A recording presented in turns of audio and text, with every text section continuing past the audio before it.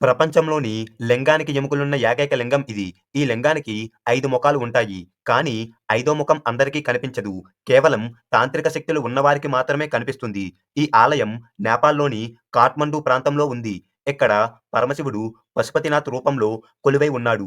ఒకరోజు శివుడు భూమి మీదకు వచ్చి కాఠ్మండూలో ఉన్న బాగమతి నది యొక్క అందాన్ని చూసి అక్కడే ఒక జింక రూపంలో కూర్చుంటాడు.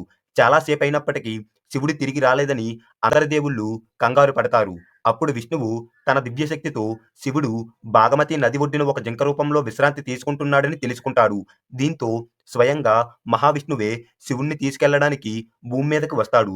జింక రూపంలో ఉన్న శివుడు విష్ణువుని చూసి అటూ ఇటూ పరిగెత్తడం మొదలుపెడతాడు. ఆ జింకను ఆపే ప్రయత్నంలో విష్ణువు దాని కొమ్ములను పట్టుకుంటాడు. ఆ ప్రయత్నంలో ఆ జింక యొక్క కొమ్ములు విరిగిపోతాయి.